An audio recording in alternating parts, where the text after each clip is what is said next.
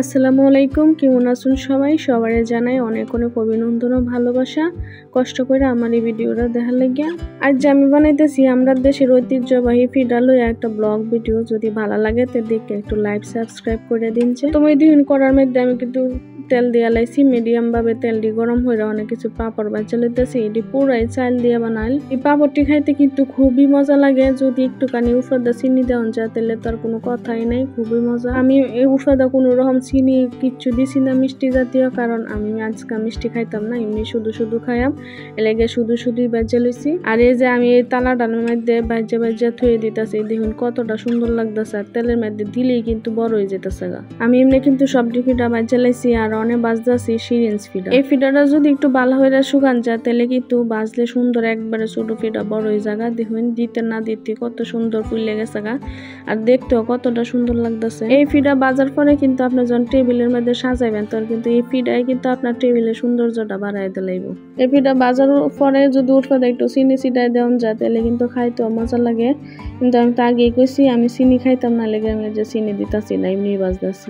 আমরা যখন নতুন বিয়া হয়, যখন নতুন জামাই আই মেহমান আই, তখন আমরা এই ফিডাটি দেওয়া হয়। পরে দেখা যায় রোজার ঈদ, কুরবানি ঈদ, এই ঈদের মধ্যে কিন্তু এরকম অনেক বিভিন্ন রকমের ফিডা আমরা বানাই। আজকে আপনাদের লগে বাজারটা শেয়ার হতাছি, আরেকদিন বানানিটা শেয়ার হলাম যে আমরা কেমনে এই ফিডাটি বানাই। বিহাল বেলা কিন্তু চার লগে এমন ফিডা থাকলে কিন্তু আর কিছু লাগেই না।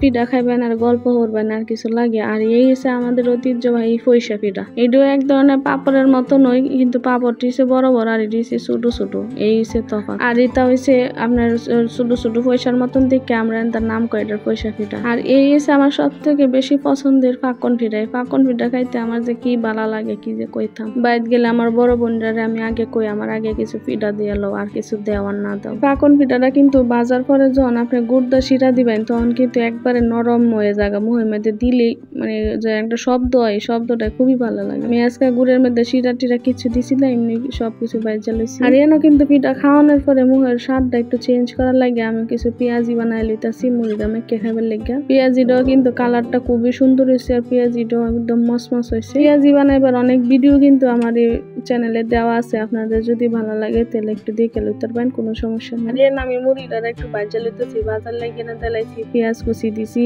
রসুন কুচা দিছি, আদা দিছি, আর মরিচ কাটটা দিছি, আর সরিষার তেল দিলাইছি। আমি এটির আগে একটু বাজা লইতেছি, বাজা লইলে না সুন্দর একটা গ্রানাই খাইতে খুবই ভালো লাগে। এরপর এটি যখন বাজা হয়ে গেছে তখন আমি দিলাইতেছি মুড়ি। একটা জিনিস যখন খাই হয় তখন একটু মজা হইলেই খাই, আমার আবার একটু কষ্ট হইলেও ভালো হইলে খাইতেই ভালো লাগে। মুড়ি ডিরে যদি এমনি বাজা খান তাহলে কিন্তু আপনার মুড়ি যে মাইকা খায় ওইটার থেকে এটা স্বাদটা আরো বেশি ভালো লাগে। আমার কিন্তু মোটামুটি বিকালে খাওয়ার লাগে সবকিছু একদম রেডি হয়ে যেতেছে। বিকালের নাস্তা হিসাবে কিন্তু এই খাবার গুলা একদম পারফেক্ট। এরপরে আপনার বাসার যদি মেহমান আয়, যদি এমন ফিডাটি সুন্দর সুন্দর ফিডাটি বাজে সামনে দিন, আপনার মেহমান আপনার প্রশংসা করতে করতে একবারে পাঁচ মুখ হয়ে যাবো গা। আমার মুরুডি বাজা হয়ে গেছে গিয়ে, এখন আমি দিয়ে দিয়াম কিছু রুচি চানাচুরটা দিয়ে এখন আমি একটু মাইখা লইম, কারণ রুচি চানাচুরটা দিয়ে একটু মাইখা লইলে ঝাল ঝাল লাগবো, মজাই লাগবো খাইতে।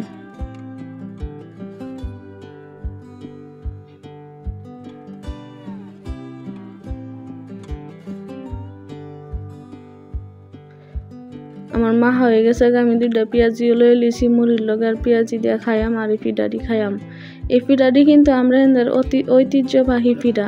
এই ফিডা না হইলে মনে হয় যে নতুন জামাইরে মনে হয় যে না আপ্যায়নে করা হয়েছে না। নতুন জামাই এলে এই ফিডাটি যখন টেবিল বইরা দেয় তখন মানে যে দেহেরও শান্তি লাগে, আর জামাই তো জামাই ওই আর কিছু নাই। মেহমান আইলে যখন টেবিলে এমন 5 রকমের ফিডা তাহে দেখতে কতটা সুন্দর লাগে। দেখুন টেবিলটা